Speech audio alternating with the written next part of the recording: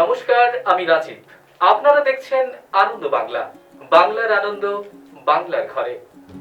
আজকে আমরা আমাদের মুখোমুখি অনুষ্ঠানে এক বিশেষ পর্ব নিয়ে উপস্থিত। আমাদের মধ্যে এসে উপস্থিত হয়েছেন বিশিষ্ট কবি ও সাহিত্যিক ইভা মাইতি। নমস্কার ম্যাম, অনুষ্ঠানে আসার জন্য। নমস্কার। এবং তার সাথে আমাদের মধ্যে এসে উপস্থিত হয়েছেন বাচিক শিল্পী এবং বড় মাপের একজন আবৃত্তিকার বলা যায়, বেলাল উদ্দিন স্যার। নমস্কার স্যার। নমস্কার। এই অনুষ্ঠানে আসার জন্য। আমরা এই করোনা মহামারীর সময়ে সত্যি সত্যি আজ পথহারা। বিশেষ করে আমরা এই সাংস্কৃতিক জগতের যারা মানুষ আমরা, তারা সত্যি সত্যি মঞ্চ হারিয়েছি। আমরা হারিয়েছি আমাদের বলার ভাষা। বলার কথাগুলো সেই লেখার জায়গা পাচ্ছে না। বলার ভাষাগুলো খুঁজে পাচ্ছে না মানুষের মনের কোণগুলোকে। আমরা সত্যি আজ বড় অসহায়। কবির কথায় তাই বলা যায়, সত্যি পৃথিবীটা যেন আজ সত্যি হলো মৃত্যু উপত্যকার মতো। আমরা হাতড়ে বেড়াচ্ছি জীবনের ভাবনাকে, যেখানে মানুষের অবসর যাপনের, মানুষের ভাবনার বার্তা একটা নতুন সকাল এনে দেয় এই সাংস্কৃতিক চর্চা, যেখানে কবির বার্তা, অন্যদিকে সেই লেখনীগুলো যখন কণ্ঠ ছুঁয়ে প্রকাশিত হয়, যা মানুষের কর্ণকুহর ছুঁয়ে যায়, সেই বার্তাগুলো আজ সত্যিই যেন বেসামাল। তাই তো বলতে হয়, আমরা আমাদের ভাবনাগুলো, আমাদের বার্তাগুলো, যেখানে সৃষ্টি রহস্যগুলো মাতৃ জঠর থেকে বিকশিত আমাদের মাতৃভাবনায়, তাই তো উপনিষদের কথাই বলতে হয়, ঈশবশ্যমিদং যৎ কিঞ্চিৎ জগতাং জগৎ তেন ত্যক্তেন ভঞ্জিতা মা গৃধ কশ্চ সিদ্ধো নমঃ। আমরা প্রথমেই আমাদের প্রিয় কবি সাহিত্যিক ইভা ম্যামের কাছে চলে যাব। ম্যাম, আমাদের এই বর্তমান পরিস্থিতির আঙ্গিকে আপনি একজন মহান একজন কবি মানুষ। আমাদের আনন্দ বাংলা দর্শকদের কাছে আপনার এই শুভ বার্তা বিকশিত হোক। প্রথম প্রশ্ন ম্যামের কাছে, করোনা মহামারী কতটা প্রভাব ফেলেছে লেখকদের মনে, বা আপনি একজন কবি মানুষ এবং লেখিকাও বটে। আমি উত্তরে যাওয়ার আগে কিছু বলতে চাই, একটু দু এক কথায় আমি একদম কৃতজ্ঞতা জানাবো। আজকে এই আনন্দ বাংলায় আমাদেরকে আহ্বান জানানো হয়েছে, সেই জন্য তাদের প্রতি আমি কৃতজ্ঞতা জানাচ্ছি, শুভেচ্ছা জানাচ্ছি। শুভেচ্ছা জানাবো আজকের এই অনুষ্ঠানের আমার সহ আলোচক, প্রিয় বাচিক শিল্পী এবং কবি, আবৃত্তিকার এবং একজন প্রশিক্ষক, নামী প্রশিক্ষক বেলাল উদ্দিন ভাইকে। শুভেচ্ছা জানাবো আজকের অনুষ্ঠানের আমার প্রিয় অ্যাঙ্কার, আমার নামটা রাজীব নন্দী ভাইকে। কারণ এদের সবার সহযোগিতা বা সবার উপস্থিতি নিয়েই আমাদের অনুষ্ঠান। আজকে যে এবারে আমি প্রশ্নে চলে আসছি, উত্তরে আসছি। আমাকে প্রশ্ন রাখা হয়েছে যে এই যে কোভিড সিচুয়েশন বা করোনা পরিস্থিতিতে আমরা কবিরা কতটা প্রভাবিত। প্রথমেই বলবো ভীষণভাবে প্রভাবিত। কেন? এখন যে পরিস্থিতিটা চলছে তাতে আমাদের কারোর মন ভালো নেই। আর আমরা যারা লেখক বা কবি, আমরা যখন সমাজের কথা বলি, আমাদের দুটো জগৎ আছে, একটা হচ্ছে কাল্পনিক জগৎ, একটা হচ্ছে সামাজিক জগৎ বা বাস্তব জগৎ। এই জগতে করে আমি সাধারণত এই বাস্তবমুখী। কারণ কল্পনার বাস্তব নিয়েই তো কবিতা বলুন, যে কোনো সাহিত্য সৃষ্টি হয়। যেমন কল্পনা নির্ভর আমরা, তেমন বাস্তব নির্ভর। তবে এখন যে পরিস্থিতি, এখানে আমাদের কল্পনার কোনো জায়গা নেই। এখন বাস্তবটা নিয়েই আমাদেরকে চলতে হচ্ছে। সে জায়গায় দাঁড়িয়ে মন ভালো নেই বলার কারণ, আমরা যারা কবি সাহিত্যিকরা এতদিন ধরে আমাদের এই ছোট্ট কাঁথি শহর, এই কাঁথি শহরের মধ্যে আমাদের বহু বুদ্ধিজীবী, বহু সাংবাদিক, বহু আমাদের প্রিয়জন, বহু লেখক লেখিকা, কবি সাহিত্যিক, এদের সঙ্গে আমাদের সবসময় একটা সংযোগ থাকতো। দেখা হতো, আড্ডা হতো, কথোপকথন হতো, নিজেদের মধ্যে সৌহার্দ্য বিনিময় হতো, ভাব বিনিময় হতো। সেই সুযোগটা থেকে আমরা পুরোপুরি বঞ্চিত হয়ে গেছি। যার জন্য তাদের সঙ্গে আমাদের এখন চোখের দেখা আমরা দেখতে পাচ্ছি না। তার থেকেও দুঃখের বিষয়, আমাদের খুব প্রিয়জন এই আনন্দ বাংলায় আমরা এসেছিলাম, আমার সঙ্গে কয়েকজন বুদ্ধিজীবী আমাদের লেখক মানে সাহিত্যিক এসেছিলেন, কবি সাহিত্যিক। তাদের মধ্যে ডক্টর কেসি দাস, তিনিও ছিলেন। তিনি এখন প্রয়াত হয়েছেন এই করোনা, এই কোভিডের কামড়েই বলুন বা থাবাই বলুন। আমাদের মধ্যে ছিলেন প্রশান্ত প্রামাণিক মহোদয়, তিনি তাকে করোনা থাবা বসিয়েছে, তিনি প্রয়াত হয়েছেন সদ্য। আমাদের বইমেলার আমাদের বইমেলার সদস্য, তারা সব, রামকৃষ্ণ দা আমাদের সব সময়ের সহযোগিতায় যে ছিল, নীতিশ বলে একজন কর্মী, সাধারণ কর্মী, অল্প বয়স, সেও মারা গেছে সব কোভিডের জন্য। এই যে একের পর এক, তাছাড়া কাঁথি শহরে আমাদের পরিচিত মুখ, বহু ডাক্তার, বহু উকিল, বহু চেনা পরিচিত জন, সাধারণ মানুষ, আমাদের বাড়ির যে কাজ করতো রেগুলার, তাদেরকে আমরা হারিয়েছি কোভিডের জন্য। তাই মন একেবারেই ভালো নেই। এই সময় আমাদের লেখালেখি করার যে উৎসাহ মানুষের থাকে, সেটা আমরা সেই উৎসাহ হারিয়েছি। একদম একদম। তাই বলা যায় কবির কলম থমকে গেছে মন খারাপের দেশে। সত্যি সত্যি কবি মানুষরাও আজ ভালো নেই।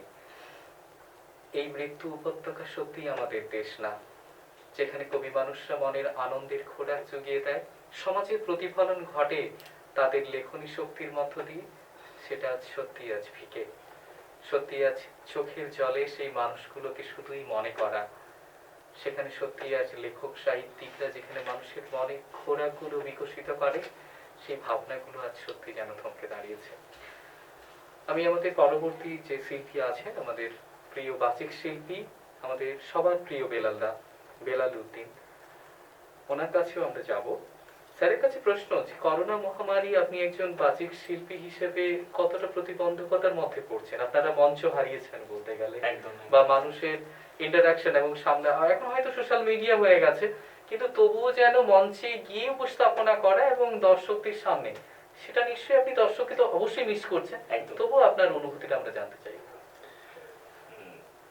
প্রথমে আনন্দ বাংলার সবাইকে আমার শুভেচ্ছা, অভিনন্দন। রাজীব ভাইকে আমার শুভেচ্ছা, ভালোবাসা। কোভিড সিচুয়েশন সত্যি অনেক কিছু নিয়ে নিয়েছে আমাদের কাছ থেকে। আমরা যারা বাচিক শিল্পী, যারা, আমি শিল্পী হিসেবে মনে করি না নিজেকে, আমি মনে করি প্রথমত আমরা বাচিক কর্মী একজন। কারণ শিল্পী হতে গেলে আগে কর্মী হতে হবে। শিল্পী মানুষ তৈরি করে, কিন্তু আগে মনে সে কর্মী হোক। তো প্রথমত মনে হচ্ছে যে মঞ্চ আমরা হারিয়েছি, আর শিল্পীর সাফল্য নির্ভর করে মঞ্চে, মানুষের হৃদয়ে। এক্ষেত্রে হয়তো একটা জিনিস পজিটিভ, একটা জিনিস হতে পারে, যেটা বাচিক শিল্পীরা অনেক সময় পাচ্ছেন, কবিতা পড়ছেন, কবিতা মুখস্থ করেছেন, অনুশীলন করেছেন, কিন্তু তার একটা প্রকাশের জায়গাও তো দরকার, তার একটা বহিঃপ্রকাশও দরকার। আরো একটা বিষয় যেটা মানে বাচিক শিল্পীরা মনের দিক দিয়ে বা শিক্ষাগত যোগ্যতা দিয়েও খুব বেশি কম নন ওনারা। আজকে অনেক বাচিক শিল্পী রয়েছেন যাদের জীবন পুরোপুরি কবিতা নির্ভর করে, যাদের জীবন সঞ্চালনা, জীবন জীবিকা যাই বলুন না কেন, যেমন আবৃত্তি, আমি যেন মনে, আমার আবৃত্তি নেশাগত পেশা। আমার ভোর থেকে ভোর কবিতায় কাটে দিন। তো আজকে আমরা পরিস্থিতি এসেছে, সেই সেই নেশাগত বা পেশাগত জায়গাটা আজকে বিলুপ্ত হয়ে গেছে। এবং যারা আবৃত্তি চর্চা করছেন, বলতে দ্বিধা নেই, যারা আবৃত্তি শেখাচ্ছেন, তারা কখনো হাত পাচ্ছেন না, পাতে পারবেন না, পারবেন না। কিন্তু আমরা অনেকে সেই কথা ভাবি না যে ওরা খাবে কি, ওদের সংসার চলবে কি করে, আর স্বাভাবিকভাবে ও এখন তো কেউ শিশুর বা বাচ্চারা বা শিখতে আসছে বা শিখবে না। একদম হ্যাঁ, কিন্তু এরাও তো মানুষ, কিন্তু এরা এমনটা যদি চাইতে পারবেন না, কিন্তু শুধু মনে মনে আফসোস করবেন, হ্যাঁ এটাও যেন একটা আমরা হারিয়ে ফেলেছি। একদম আমরা মানে সত্যি শিল্পী মানুষরা যে এই করোনার প্রথম ঢেউই বলুন বা দ্বিতীয় ঢেউই বলুন, শিল্পী মানুষরা যে কতটা কষ্টে আছে সেটা শিল্পী মানুষদের কাছে বুঝলেই বোঝা যায়, যেহেতু ওনারা মঞ্চ হারিয়েছেন, ওনাদের জায়গা হারিয়েছেন। তাই তো সুকান্তের কথায় বলতে হয় যে পূর্ণিমার চাঁদ যেন ঝলসানো রুটি, যে যেখানে তিনি ভাবছেন যে অন্য কবিরা যেখানে বৃষ্টি বলুন, চাঁদ বলুন, আকাশ বলুন, যেখানে ওনাকে নিয়ে সাহিত্য কাব্য সৃষ্টি করছেন, আর ওনার কাছে চাঁদটা অভাব অনটনে ঝলসানো রুটি ছাড়া আর কিছুই মনে হচ্ছে না। একদম তো সেখানে অন্তত এই মুহূর্তে অবশ্যই অন্তত এই এখন মুহূর্তে। অবশ্যই চাঁদ দেখলে আর কবিতা আসে না, মনে হয় পেটে খিদে। একদম। তো সেই বার্তা সেটা হয়তো দিনের পর দিন জুড়ে ভাবনা জুড়ে এসেছে। তো এই বার্তা সত্যি একটা কষ্টের ব্যাপার। আমরা চাইবো এই পরিস্থিতি একদিন না একদিন কাটুক, যেখানে শিল্পী মানুষরা মানুষের আনন্দের খোরাক দিয়ে গেছে। আমরা হয়তো খোঁজই নিই না এই শিল্পীরা কেমন আছে, অবশ্যই। এবং তারা সত্যি সত্যি বেলালদার কথায় আমি সত্যি অনেক অনেক আমরা কষ্ট পেলাম, অনেক জানি না আমরা কতটা কি করতে শুধু পারি। তাই নয়, শুধু আমাদের কথা বলছি না, আপনি ভাবুন যারা মঞ্চে কাজ করতেন, একদম যারা লাইটটা ধরতেন, একদম একদম একদম প্রত্যেক যারা স্তরের। যারা আলোটা ঘোরাতেন, একদম চোখে সত্যি আবেগ হয়ে যায় পড়েছে, একদম, একদম। আজ তাদের অবস্থা কোথায়? কোথায় কোথায় একদম কোন একটা অনুষ্ঠান করতে গেলে শুধুই তো শিল্পী থাকে না, শিল্পীকে উপস্থাপনা করার আগে একটা মঞ্চ প্রতিস্থাপন করা, তার সাথে সাথে আনুষঙ্গিক যারা থাকে, একদম একদম। তাদের জীবন জীবিকাও আজ সংকটে। আমরা দ্বিতীয় প্রশ্নের জন্য আসবো ইভা ম্যামের কাছে। ম্যাম, একটা প্রশ্ন, মহামারীর এই যে বন্দি দশায় কবিদের সত্যি যেন মন ভালো নেই, এই প্রসঙ্গে আপনি কি বলবেন, বা কি পরিস্থিতির মধ্য দিয়ে আছেন, বা লেখালেখিটা কতটা চালিয়ে যেতে পারছেন? চালিয়ে দিতে গেলে, লিখতে গেলে যেমন চালিয়ে দেওয়া যায় না, কারণ লেখাটা হচ্ছে সম্পূর্ণ একটা, শুধু আমরা যে ভাবাবেগের অস্থিরতায় চলি সবসময় তা নয়, একদম, তার সঙ্গে একটা মনোসংযোগ লাগে। একদম কারণ আমি কোনো বিষয় নিয়ে যখন লিখতে যাচ্ছি তখন তার সঙ্গে আমাকে মনোসংযোগ করতে হবে, কারণ আমার ভাব আছে, আমার কাছে ভাষা আছে, আমার কাছে ছন্দ আছে, আমার কাছে পরিস্থিতির যে বিষয় আছে, সব কিছু থাকা সত্ত্বেও আমি সেটাকে লিখে উঠতে পারছি না। কেন না, আমার মন ভালো নেই, আমি মনোসংযোগ করতে পারছি না। সেই জায়গাটা থেকে আমরা এখন যে সৃষ্টি করছি কিছু, সেই সৃষ্টিটা আমার কাছেই মনোগ্রাহী হচ্ছে না, সেটা আমার কাছে খুব কঠিন মনে হচ্ছে। কারণ আগে যেরকম অনায়াসে সব লিখে যাচ্ছিলাম, যখন লকডাউনও হয়েছিল প্রথম, তখন অনেক কবিতা লিখেছি।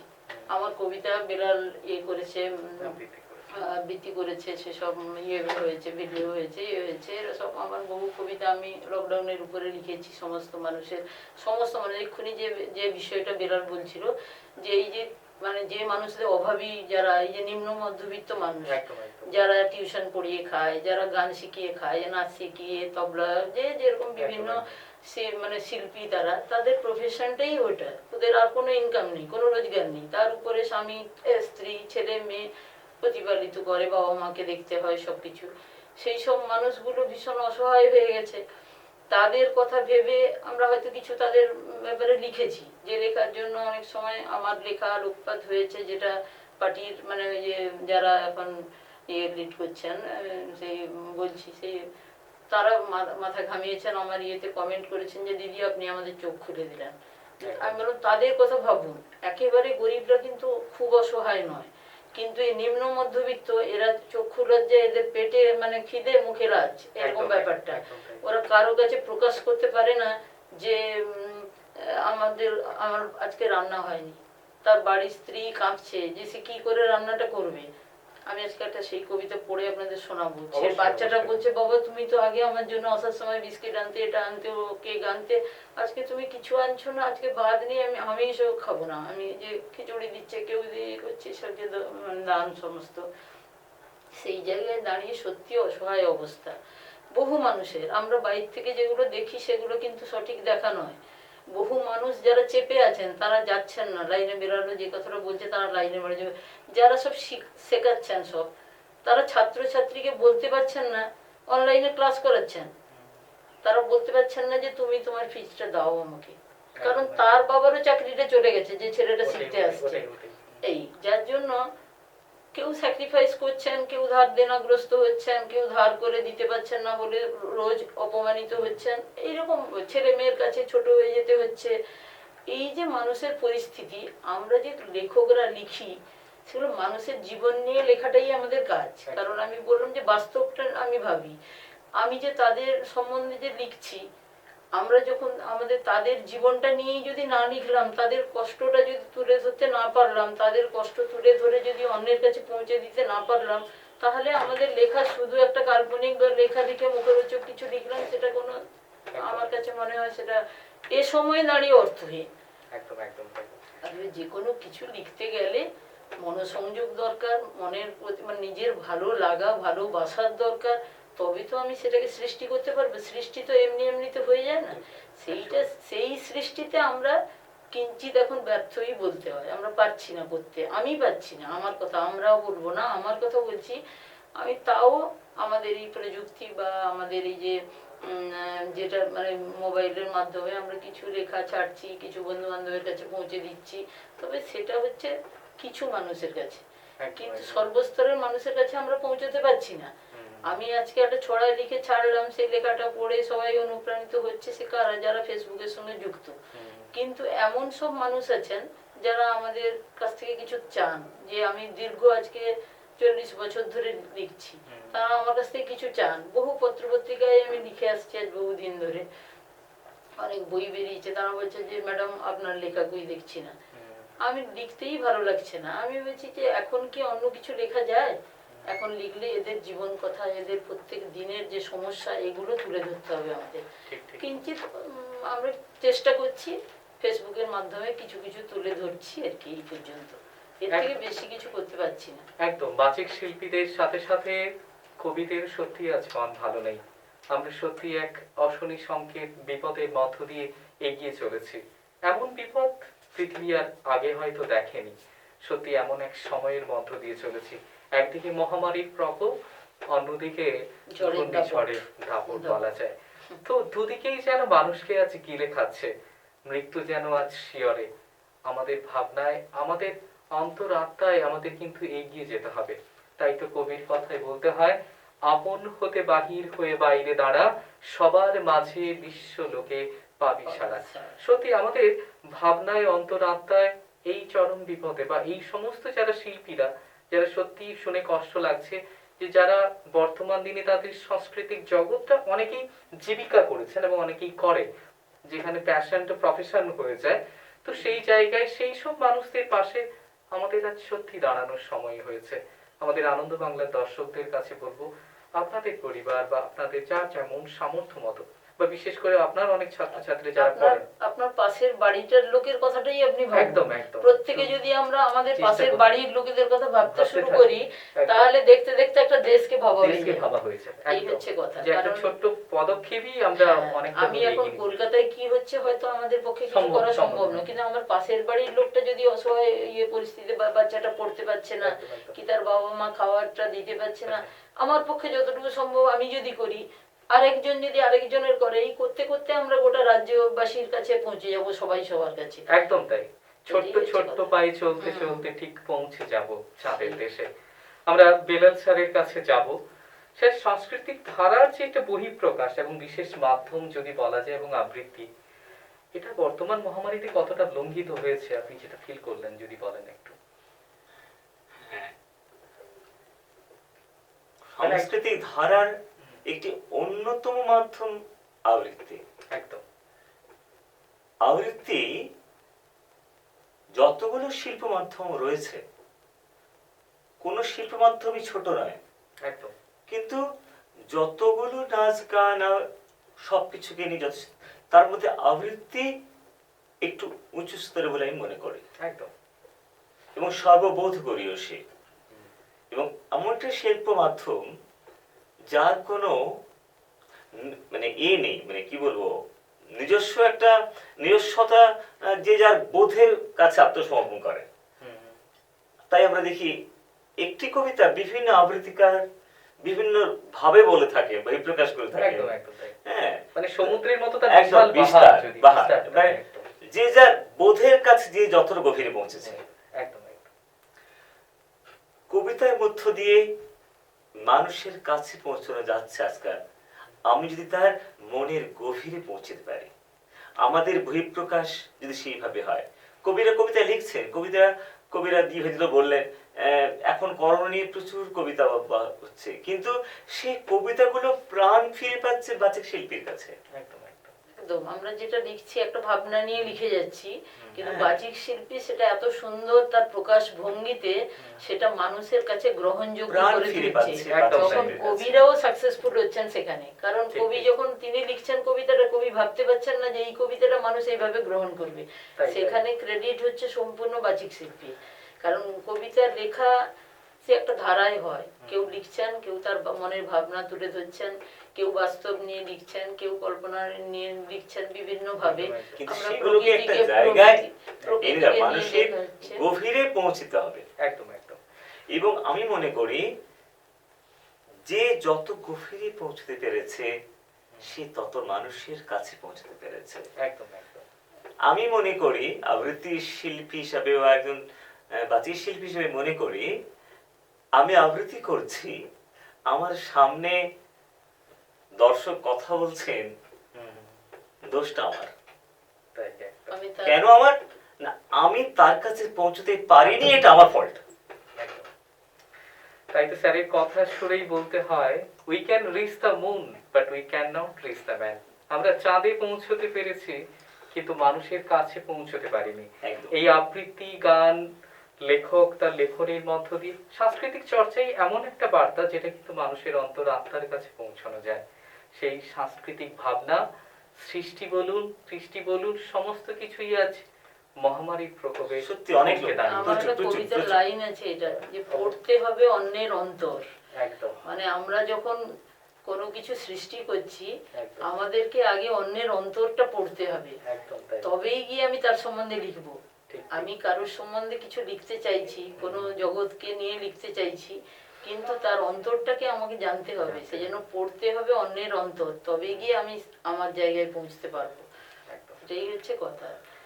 আচ্ছা, আমার ইভা ম্যামের কাছে একটা স্পেসিফিক প্রশ্ন ম্যামের কাছে, যে কবিরা এখন অনেকে দেখতে পাই যে এটা বর্তমান পরিস্থিতিতে তো বই ছাপানো যাচ্ছে না, প্রকাশন সংস্থাও বন্ধ, মানে সমস্ত বহিঃপ্রকাশের মঞ্চ বন্ধ, যেমন আবৃত্তিকারদের সমগ্রভাবে মঞ্চটা বন্ধ, বহিঃপ্রকাশে আপনার লেখকদের ক্ষেত্রে প্রকাশনী সংস্থাও বন্ধ বলতে গেলে, হয়তো কিছুটা খোলা আছে কিন্তু ম্যাক্সিমাম সেটা নয়, বেশিরভাগটা হ্যাঁ, কথা হবে। তো কবিরা এখন অনেকটাই পিডিএফ বানাচ্ছে বা বইয়ের পিডিএফ বানাচ্ছে, সেটা কতটা গ্রহণযোগ্য? অনেকে সোশ্যাল মিডিয়ায় লেখা পোস্ট না, করছে, ওটা ওটা আপনি কিভাবে দেখেন? ওটা গ্রহণযোগ্যতার দিক দিয়ে হয়তো জিরো, বা গ্রহণযোগ্যতা কিছু আছে, কিছু ক্ষেত্রে কিছু আছে, কিন্তু ওটা একটা তৈরি করে রাখা। আজকে লকডাউন উঠে গেলে কাল হয়তো খুলে যাবে, কাল হয়তো বই ছাপা হবে, এটা কালেক্ট করে রাখার মতন ব্যাপারটা।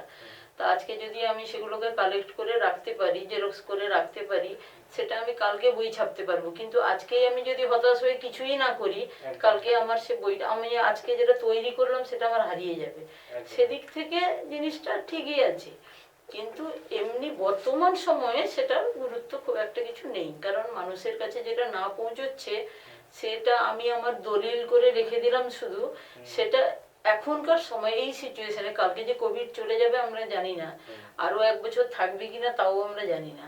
অতএব আমাদেরকে এখন আমরা যে মাধ্যম পাচ্ছি, যেভাবেই মানুষের কাছে যদি আমরা আমাদের কথাটা, আমাদের লেখাটা পৌঁছে দিতে পারি, সেটাই হচ্ছে আসল জিনিস।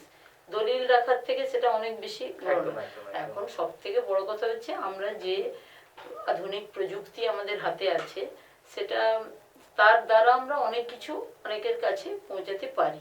সেই জায়গাটার থেকে আমাদের যদি আমরা যদি সেই কাজটাও করে যাই ঠিক মতন করে, তাহলে আমার মনে হয় এটা এখন এই মুহূর্তে, পরবর্তীকালে এর দরকার আছে। আমি তো বললাম দলিল হিসেবে আপনি যদি একটা দলিল রাখতে পারেন, সেই রকম রাখতে পারেন। তাহলে আপনি যেটা বলছেন যে সোশ্যাল মিডিয়ায় লেখার বার্তাটা অবশ্যই ইতিবাচক দিক আছে, এবং সেটা আমিও ব্যক্তিগতভাবে আপনার লেখার একজন বড় পাঠক বলতে পারেন, আমি আপনার লেখা ফলো করি প্রচুর। যেখানে বলতে আমরা এখন সত্যি সবার একটা মন খারাপের মধ্য দিয়ে আমরা চলছি, দুঃখের মধ্যে, টেনশনের মধ্যে।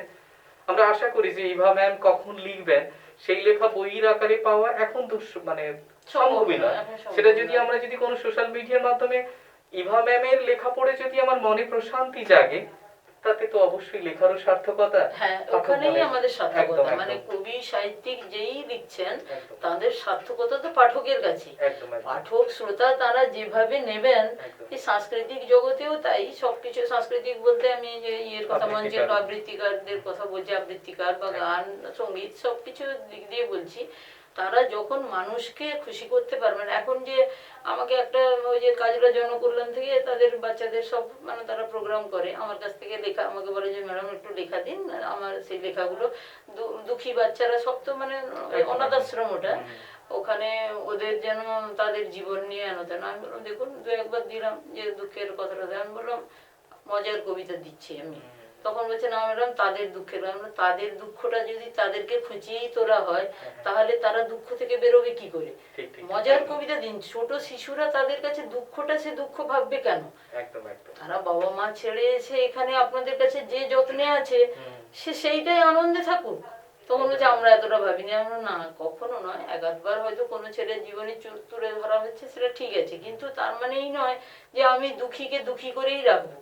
আমিও অনেক সময় দেখবেন, লক্ষ্য করবেন, ফেসবুকে ছাড়ছি যে একটু মজার কবিতা দিচ্ছি, একটু আনন্দ মানে যায় যাতে মানুষ পায় বা শিশুরা পায়, শিশুদের নিয়ে। মূলত আমি শুরু করেছিলাম শিশুদের নিয়ে লেখা। মানে আমি একজন ছড়াকার হিসেবে আমাকে আমাদের এখানে যে চিত্রদা ছিলেন তিনি আমাকে ছড়ার রানী আখ্যা দিয়েছিলেন, কারণ আমি ছড়াই লিখতাম আগে। পরবর্তীকালে আমি গদ্যে বা বিভিন্ন পত্রপত্রিকায় লিখতে শুরু করলাম, কবিতা লিখতে শুরু করলাম, তবে কিন্তু প্রথমে ছড়া দিয়ে শুরু করেছিলাম, শিশুদের ছড়া, শিশুদের জন্য।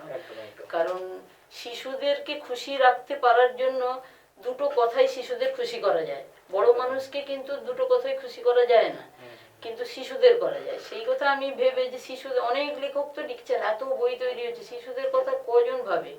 সুকুমার রায় লিখতেন, তার সুকুমার রায়ের কবিতাটা একেবারে কচি শিশুদের জন্য নয়, সেটা কিন্তু পরিণত শিশুদের জন্য, মানে একটু বড়দের জন্য লেখা। সেই কথা ভেবেই শিশুদের জন্য লেখা। বা আমি সদ্য একটা বোধহয় গতকালই বেরিয়েছে আমার কবিদের নিয়ে, যে কাব্যে মহৎ কবি জগৎ। এটা কেন না, কবিরা যারা লিখছেন তারা হতাশাগ্রস্ত হয়ে পড়ছেন। কেউ কটা কমেন্ট আছে, একটা ছবি ছেড়ে দিলে, আমার বিয়ে বার্ষিকীর ছবি ছেড়ে দিলে 150 কমেন্ট, অথচ যখন কবিতা ছাড়ছে 20 থেকে 30। আমি নিজেও দেখছি প্র্যাকটিক্যাল তাই ব্যাপারটা। তো কবিতা অনেকে আবার দেখেও চলে যান, কমেন্ট করেন না। কেন করেন না? না, কবিতাটা পড়লাম এই পর্যন্ত। কিন্তু সেই জায়গায় দাঁড়িয়ে আমি বলছি না, কবিরা যদি হতাশাগ্রস্ত হন, কবিদেরকে উৎসাহিত করা আমাদের কর্তব্য। সেই জন্য আমি একটা লিখলাম যে কাব্যে মহৎ কবি জগৎ, রবীন্দ্রনাথ থেকে শুরু করে আধুনিক কবি জীবনানন্দে শেষ করে 100 কবিকে আমি সেখানে তুলে ধরলাম তাদের কথা, মানে এইটুকুর মধ্যে যতটুকু করা যায়। সেইটা সবাই দেখছি গ্রহণ করছেন খুব ভালোভাবে। সত্যিকারের কবিদেরকে আমি বলছি কবিদের সম্মানিত করা। আমি 100 জন কবিকে সম্মানিত যদি আমার 4টা লাইনে করতে পারি, আমি কেন করবো না? এই হচ্ছে কথা। এগুলো আমাদের লেখকদের কত দায়িত্ব আছে, দায়িত্ব, আমাদের দায়িত্ববোধ থেকে এগুলো করতেই হবে। কারণ আমি ভাববো না যে কে পড়ছে না পড়ছে বলে 10 জন যদি, কারণ সত্যি কথা বলতে কি, কবিতাই বলুন, আবৃত্তি বলুন, তাও সঙ্গীতের অনেক পাওয়া যায়, কিন্তু না না নৃত্য সঙ্গীত এসবের প্রতি মানুষের আরো বেশি মানে আগ্রহ অনেকটা বেশি। কেননা নৃত্য বিশেষ করে এই যে মঞ্চের ব্যাপারটা থাকে আর এই সাজসজ্জার ব্যাপারটা থাকে, ছোটরা হাত পা নাড়ছে, যাই করুক না কেন সেটা মানুষের কাছে খুব গ্রহণযোগ্য। কিন্তু একজন মানে একজন বাচিক শিল্পী যখন কবিতাটা বলছেন, সেটা বোঝার মতন সব মানুষের পক্ষে কিন্তু সেই জিনিসটা, মানে সেটা ভেতরে একটু আধার না থাকলে বোঝা কঠিন ব্যাপার। সেখান থেকে অনেকে সরে যাচ্ছেন, কিন্তু অন্যান্য হালকা জিনিসে সবাই সেটা গ্রহণ করছে। সেই দিক থেকে 10 জন যদি একজন বাচিক শিল্পী বা একজন কবি যদি 10 জন শ্রোতা বা পাঠক পান, তাদের কাছে সেটাই তার সার্থকতা, যে আমি 10 জনকে তো আমি খুশি করতে পেরেছি, কিন্তু আমি তো পুরো পশ্চিমবঙ্গকে খুশি করতে পারবো না, সম্ভব না। এটাই হচ্ছে কথা। একদম তাই। ম্যামের কথা শুনে সত্যি সত্যি আমরা, ম্যাম সত্যি সত্যি যে ছড়ার রানী, শুধুমাত্র সাধারণ মানুষ নয়, বাচ্চা ছেলেদের কথাও তিনি ভাবেন, শিশু শিল্পী দের কথাও যে তিনি ভাবেন, এটা ওনার লেখনীর মধ্যেও বারে বারে ফুটে উঠেছে। এটা আমাদের প্রাণের মনের মণিকোঠায় এক নতুন জায়গায় এনে দিয়েছে। আমরা ফিরছি বিজ্ঞাপন বিরতির পর। আপনারা দেখতে থাকুন আনন্দ বাংলা, বাংলার আনন্দ, বাংলার ঘরে।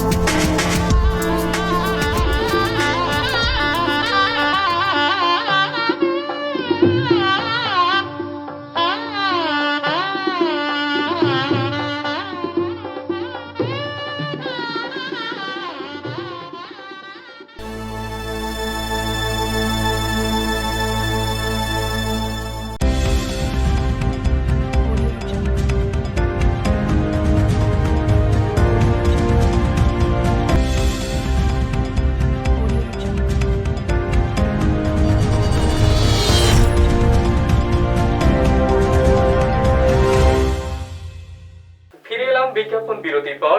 আপনারা দেখছেন আনন্দ বাংলা, বাংলার আনন্দ, বাংলার ঘরে। আমরা আমাদের মধ্যে পেয়েছি দুজন বিশিষ্ট মানুষকে, আমাদের প্রিয় কবি ইভা ম্যামকে এবং তার সাথে পেয়েছি আমাদের প্রিয় বাচিক শিল্পী বেলালদাকে। আমরা বেলাল বাবুর কাছে আমাদের পরবর্তী প্রশ্ন, যেটা স্পেসিফিক একদম প্রশ্ন, যে আবৃত্তিকাররা আজ মঞ্চ হারিয়েছে এবং সেটা অনেক আবৃত্তিকারকে দেখেছি অনলাইন মাধ্যমকেই বেছে নিয়েছে ওনাদের প্রতিভা প্রকাশ করার বলুন, বা অনেকে অনলাইন ভাবে জীবিকার স্বার্থে অনলাইন ক্লাসও করছে। সেটাকে আপনি কিভাবে দেখছেন বা আপনি কিভাবে উপস্থাপন করছেন বর্তমানে? হ্যাঁ, এটা ঠিক। কারণ আমরা যারা আবৃত্তিকে ভালোবাসি, কবিতাকে ভালোবাসি, মানুষের জীবনকে ভালোবাসি, বসে থাকতে পারি না। একদম একদম ঠিক। একদম মনের কথা বললাম, যে কোনো মাধ্যমে হোক আমার মানুষকে পৌঁছাবো। সেক্ষেত্রে আমরা দেখছি অনলাইন মাধ্যমে এখন সবচেয়ে বেটার, এছাড়া কোনো রাস্তাও নেই। কিন্তু একটু দুঃখের কথাও রয়েছে। আমরা ফেসবুক লাইভ করছি, অনুষ্ঠান করছি, বিভিন্ন ফেসবুকে লাইভ করেছি, অনুষ্ঠান করেছি, কিন্তু অডিয়েন্সকে দেখতে পাচ্ছি না। ওদের কমেন্ট নির্ভর করতে হবে যে ওরা দেখতে পাচ্ছে কি পাচ্ছে না, কি শুনছে কি শুনছে না। সেক্ষেত্রে খুব মুশকিল হয়ে যায়। আর আমার ব্যক্তিগত মত হচ্ছে, আবৃত্তি যখনই করি না কেন, মানুষের চোখে চোখ রেখে আবৃত্তি করবো। আমরা আগে শুনেছিলাম, আমাদের গুরুজনরা বলতেন, এই কারো দিকে চোখ রাখি, কারো দিকে চোখ তাকাবি না, ভুলে যাবি। কিন্তু না, আমি বর্তমান রসিকতার কথা বলছি। যদি আবৃত্তি করতে মানুষের চোখে চোখ রেখে আবৃত্তি করব, না হলে তাকে বুঝতে পারবো না, সে আমাকে নেবে না। আবৃত্তি করবো, আমি তার থেকে চোখ রেখে সে চোখ ঘোরাতে পারবে না। এক্ষেত্রে কি হচ্ছে, অনলাইনের মাধ্যমে করছি ঠিক আছে, অনলাইনে অনুষ্ঠান করছি, কিন্তু অনলাইনে সেই আবেগটা কিন্তু নেই। মানে বর্তমান দিনে শিক্ষকরাও যেমন ঘরবন্দি হয়ে গেছে, একটা টিচার তখনই হয়ে ওঠে যখন স্টুডেন্ট টিচার ইন্টারঅ্যাকশন হয়। একদম। বা একজন শিল্পী তখনই তার উপস্থাপনাটা দারুণ করতে পারে যখন সামনে সে দর্শক দেয়। শিশু মহলে আমি শিশু মহলে শেখাই, কাঁথি শিশু মহল, শিশু মহলে ক্লাস জুমে ক্লাস করছি। শিশু মহলে প্রচুর বাচ্চা, যখন প্রচুর বাচ্চা এটা বল সেটা বল, জুমে ক্লাস করছি, একটু তাকে দেখা গেল, একটু তাকে গেল, সেটা ঠিক কিরে সে চলে গেল, সে চলে এলো। মানে এটা কেমন একটা না, মানে দোদুল্যমান ব্যাপারটা, মানে সেই এটা আবেগটা চালিয়ে দেওয়ার মতো করে।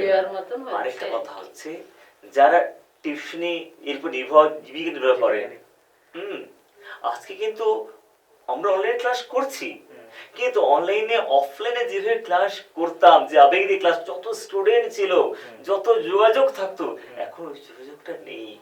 একদম একদম তারপর একটা আড্ডা ছিল, একদম সেই যে বাচ্চাদের খুশি করার জন্য অনুষ্ঠানটা যেই শিক্ষকরা শেখানোর পরে এই তার বাড়ির কথা নিয়ে তাদেরকে মজা করা, চকলেট দেওয়া, আড্ডা করা, সেই আড্ডা ব্যাপারটাই হারিয়ে গেছে। হারিয়ে গেছে আরো একটা বিষয় হচ্ছে কি, আগে কি হতো, এই আজকে পয়সা বৈশাখ আছে, আজকে যে তার 15 দিন 1 মাস থেকে মহড়া চলছে, বাচ্চাটা আমার ওটা করবে সেটা করবে, ওই জিনিসগুলো তো হারিয়ে যাচ্ছে, তাহলে আমার বাচ্চাটা করবে কেন?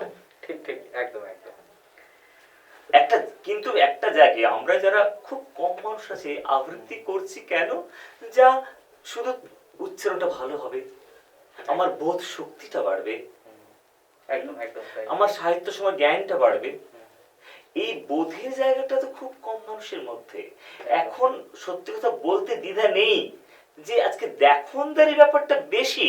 একদম একদম আমার ছেলে আবৃত্তি শেখে, আমার ছেলে গান শেখে, আমার ছেলে নাচ শেখে, মানে আত্মপ্রচারের একটা ব্যাপার চলে শেখে। এসেছে সেগুলো প্রচুর। গার্ডিয়ানদের নয়। মধ্যে এত বেশি কম্পিটিশন, একদম মানে কোনো ছেলে মেয়ে যদি কোনো কারণে মানে একটু যদি তার প্লেস থেকে সরে গেছে, হ্যাঁ অনেক মাকে দেখেছি বকতে বকতে পুরো রাস্তাটাকে নিয়ে যাচ্ছে, তুমি বাড়িতে চলো তোমার হবে। হ্যাঁ হ্যাঁ এটাই কিন্তু ওদের জেলখানায় হ্যাঁ, ফিরছে একদম। থেকে জেলখানার, নিচ্ছে যেন যে- আরো মানে জেলখানায় এখন ফিরছে। শিশুদের জেলখানার জীবন হয়ে গেছে। একদম তাই মানে জেলখানারও 5-7 জন কয়েদি একসাথে থাকে, তারা শুনি তাস খেলে, তারা হ্যাঁ। দেখি টিভি দেখে, কিন্তু এইসব শিশুরা তাদের থেকেও কঠিন না না, অবস্থা। আরো একটা বিষয় দাদা, আমি অবসময় অ্যাঙ্কারিং এ বলে থাকি, এটা সবসময় বলি যে নাচ গান কবিতা শুধু কি বিনোদন?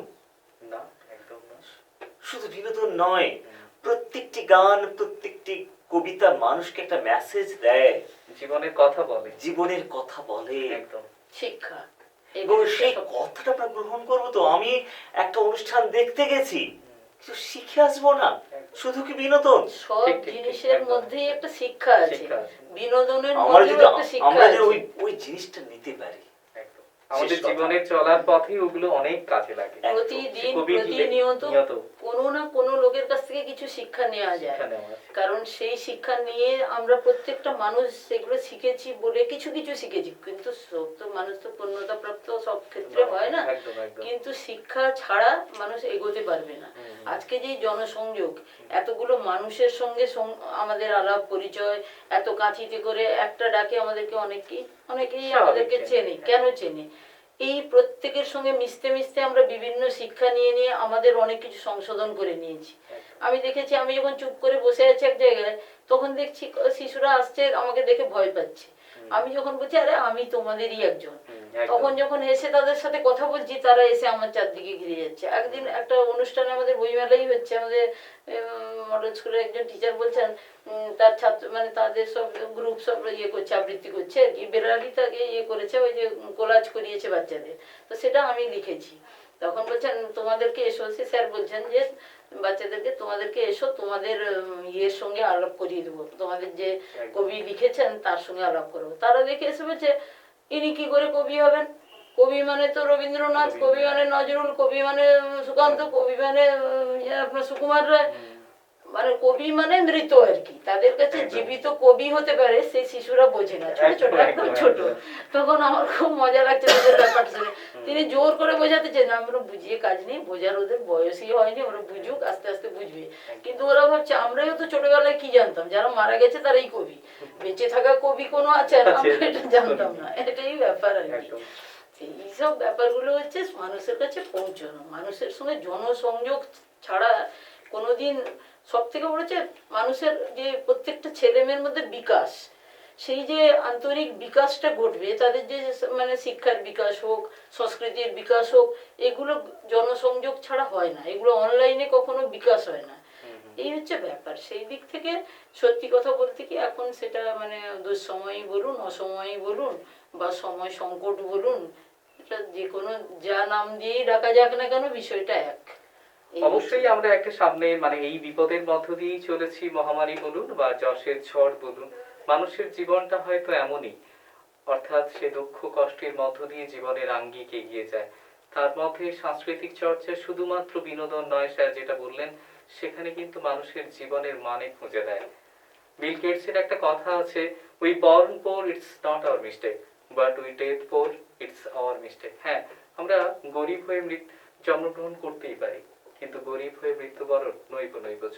আমার মনে হয় সত্যি আমাদের প্রিয় ইভাদি কবিতার রানী হয়ে সেই যে বার্তা, ইমাদির মতন যারা কবিরা আছেন বা বেলালদার মতো যারা আবৃত্তিকার আছেন, ওই সমস্ত হারিয়ে যাওয়া মানুষকে সাংস্কৃতিক জগতের আঙ্গিনায় তাদের জীবনের মানে দেখাচ্ছে।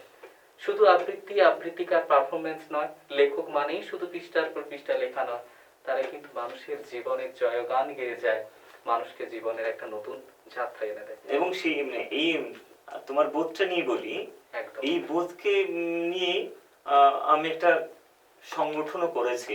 আচ্ছা। আমার আবৃত্তি যেমন স্কুলের নামটাই দিগন্ত, একদম। তেমনি একটা আমার দিগন্ত একটা গ্রুপ রয়েছে, হুম। Social worker group. যেমন ধরো আমরা যে আবৃত্তি করি, শুধু তো ফেসবুক করতে দেখেছি অনেক বন্ধু বান্ধব এসছে যারা আবৃত্তি করেন না, কিন্তু সবাই তো সোশ্যাল কাজ করতে পারে। ঠিক ঠিক, একদম একদম। কারণ প্রত্যেককে একটা কাজ দিতে হবে, কাজ দিতে হবে। আমরা দিগন্ত করি এই কারণে তারা বোর হয়ে যাচ্ছে, না হলে যে পারে আমরা না দিগন্তের এসব মধ্য করতে। দিয়ে কবিতা যেমন করছি, সেইভাবে মানুষের কাছে কিছু সোশ্যাল কাজ নিয়ে পৌঁছেছি। একদম। যেমন তাদের জন্য কিছু খাওয়া, কিছু তার পাশে দাঁড়ানো, হ্যাঁ। বা বৃদ্ধাশ্রমে গিয়ে বৃদ্ধ মায়েদের পাশে দাঁড়ানো, একদম। নানান কাজের মধ্য দিয়ে কবিতাকে সামনে রেখে। একদম। ম্যাম, এটাও দেখেছি, হয়তো একজন ব্যক্তি আবৃত্তি পারে না, একজন ব্যক্তি কবিতা গল্প লিখতে পারে না, কিন্তু ভালোবাসে।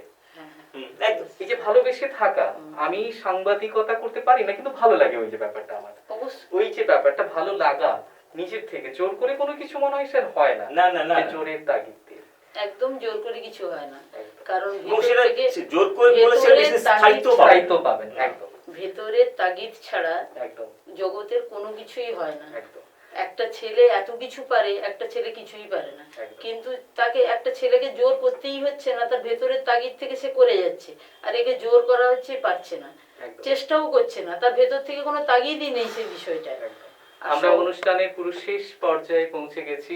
ভালোবেসে লেখেন বলেই আজ আমাদের ইভা ম্যাম হয়ে উঠেছেন কবিতার রানী, আর বেলাল বাবু সত্যি ভালোবেসে আবৃত্তি করেন বলেই আমাদের সবার প্রিয় বেলালদা হয়ে উঠেছেন একজন প্রিয় বাচিক শিল্পী, যিনি জেলা থেকে রাজ্য স্তর পর্যন্ত অসাধারণভাবে মানুষকে মাতিয়ে রেখেছেন এখনো, এবং রাখবেন, এই আশা রাখবো। আমরা একদম শেষ পর্যায়ে ইভা ম্যামের কাছে ওনার লেখা একটা কবিতার পাঠ শুনবো, এবং শেষে অবশ্যই বেলালদাকে একটা আবৃত্তি না শুনে ছাড়ছি না। ঠিক আছে ইভা ম্যাম? আচ্ছা, ঠিক আছে। আচ্ছা, আমি একটা লকডাউনের সময়, আমার যখন লকডাউনের শুরু, তখন এটা কিন্তু একদম মানে আমার চোখে দেখা একদম জীবন্ত ঘটনা নিয়ে একটা আমার এই কবিতা। কবিতাটার নামই হচ্ছে লকডাউন বা লকডাউনের খিদে। বাবার বয়স 90 ছুঁই, মায়েরটা প্রায় কাছাকাছি, হয়তো তারা জানেই না লকডাউনে বন্দি আছি। মিশন থেকে এলো খাবার, 5-এর মধ্যে কাড়াকাড়ি। মা বলল, নেই যে খিদে, আমি তো প্রায় উপোস করি। শিশুর তখন ভীষণ খিদে, বলল, বাবা ভাত খাবো না? তুমি তো রোজ আনতে খাবার, কত মজার, নাম জানি না। পাশের ঘরে অবশ শরীর, কণ্ঠনালী শুকিয়ে কাঠ, ডাকলে বাবু আয় না কাছে, ওষুধখানা ফুরিয়ে গেছে, একটু কিনে আনবি বাপ। বড্ড জ্বালা, ঘুম ধরে না, এইটুকুতে পেট ভরে। ফল মিষ্টি দুধ খেতাম, বৌমা দিত বাটি ভরে। মেঘ ভাঙছে ছেলের চোখে, হারিয়ে যাচ্ছে মুখের কথা। মা বলল, জানিস বাবু, একটু এনে দে না সাবু, বেড়েছে খুব বাতের ব্যথা। চোখে কেমন ঝাপসা দেখি, আবছা দেখি তোদের মুখ, তোর কাছে কি টাকা আছে? কেন যে মরতে ধরে অসুখ। রান্নাঘরে ফুটছে হাঁড়ি, ফুটছে বধূর চোখের জল। চিবুক ছুঁয়ে বলল স্বামী, বুকে একটু রাখো বল, ভয় পেও না আমি আছি, বলেই মাথায় রাখলো হাত। টিউশনটা হলে শুরু, আবার খাবো গরম ভাত। বাইরে হঠাৎ পোঁপো আওয়াজ, ঢুকলো বেগে খাওয়ার গাড়ি। শিশুর হাতটা চেপে ধরে বাবা ছুটলো তাড়াতাড়ি। ভিড় ঠেলতেই পড়লো চোখে, মাংস গুলে ভাত মাখানো। শিশুর মুখে দেখে হাসি, বুকে এলো প্রাণটা যেন। ভাবনা চিন্তা দুভাগ হলো, বাজলো মনে খুশির ঢাক, বিধাতার কি অসীম দয়া, ঠিক শুনেছেন শিশুর ডাক। বলল ওরা, সরে দাঁড়া, এসব তোদের জন্য নয়, ওই যে পথ কুকুরগুলো মাংস ছাড়া খায় না ভালো, ওদের জন্যই চিন্তা হয়। উধাও হলো ক্ষুধার মানুষ, উধাও হলো ক্ষুধার মানুষ, কুকুর পেল নিজের ভাগ। ছেলে বলল করুণ মুখে, চলো বাবা এখান থেকে, কুকুরের ভাত কুকুরই খাক। সত্যি বলবো না, মানে অসাধারণ বললেও কম বলা হবে। সত্যি মানুষের খাবার নেই, হয়তো কুকুরের খাবারটাই আছে। মানুষ আজ সত্যিই ভালো নেই। সত্যি ইভা ম্যাম যে কেনই উনি কবিতার রানী, তা ওনার লেখনের মধ্য দিয়েই বিকশিত করলেন। এবার বেলাদার কাছে আপনার পারফরমেন্স এই সুরেই হোক কিছু একটা। হ্যাঁ, যেটা বিষয় ভাবছিলাম আমি, যে সমাজে বা যে জাতিতে নারী স্বাধীনতা নেই, নারী প্রকৃষ্ট নেই, সে জাতি বা সে সমাজ প্রবেশ করতে পারে না। আমি নারীদের নিয়ে বা বোনেদের স্বাধীনতার পক্ষে তাদের একটি কবিতা দিচ্ছি। একদম। কবিতার নাম হচ্ছে লক্ষ্মী, কবি সুবোধ সরকারের লেখা। লক্ষ্মী, তুই যখন এলি ক্যানিং থেকে বরানগর, শরীরে তোর সত্য বিয়ে, দিঘির মতো দু চোখ তোর, দু চোখে তোর বরানগর, দু চোখে তোর শ্বশুর বাড়ি, টিনের চাল, মাটিতে শোয়া, মাথার পাশে ভাতের হাঁড়ি, বাসি রুটির সঙ্গে নুন, সঙ্গে ভাত একটুখানি, তাতেই সই, তুই তখন বসতি ঘরে রাজেন্দ্রাণী। কিন্তু যেটা বলার কথা, কে তোর বর? কোন ছেলেটা? বাহাতে নেই, গলায় চেন, কে দিল তোর বিয়েটা? লক্ষ্মী, তুই যখন এলি ক্যানিং থেকে কলকাতায়, তখনই জানি দুঃখ আছে তোর শিকড়ে, তোর পাতায়। দুঃখ ছিল গ্রামেও, তবে রাগ ছিল না নিশীথকালে। যে দুঃখটা ভারত জুড়ে, সে দুঃখটা চালে ডালের। বছর যেতে না যেতে তুই হাওড়া থেকে কোথায় গেলি? বোম্বে গেলি, দুবাই গেলি, এবং তুই ফিরেও এলি। লক্ষ্মী, তুই দুবাই বসে সরু চালের ভাত খেতিস, হুইস্কির বোতলগুলো ছিল যে তোর দু চোখে বিষ। শিখতে হলো সে বিষ খেতে, বিষ না খেলে ছিল চাবুক। ক্যানিং থেকে দুবাই এসে শুকিয়ে গেল দিঘির বুক। প্রথমে তোকে তোর বাবা মা বিকিয়েছিল অল্প দামে, বরানগর, বোম্বে, গোয়া, দুবাই এসে বিক্রি থামে। এখানে তোর বিক্রি শেষ, জল শুকলো তোর দিঘিতে। একটা লোক এলো সেদিন হঠাৎ তোকে ফিরিয়ে নিতে। লোকটা কে রে? লোকটা বুড়ো। লক্ষ্মী, তুই ওকে চিনিস? ও তোর বর, ও তোর স্বামী। কোথায় যেন দেখেছিলিস? বিয়ের রাতে এক ঝলক, বরানগরে দু একবার। কোথায় খেত, কোথায় শুতো, থেকে থেকে যেত বিহার। ধরেনি হাত, ধরেনি বুক, কখনো তোকে মারেনি চড়। লোকটা কে রে? আজ প্রথম ধরলো হাত নিজের বর। চুড়ি পরালো, নতুন শাড়ি, টিকিট কেটে বোম্বে মেল। মাটির ভাঁড়, সেদ্ধ ডিম, মেল চলেছে। এলো বিকেল, বাড়ি ফিরছে বাড়ির বউ, রোমাঞ্চিত হাতের লোক। এ বাড়ি তোর আসল বাড়ি, বাড়ির নাম লীলবাহ। কেটে এখানে এসে পৃথিবী পেলি, দেখতে পেলি দেবী নিয়তি।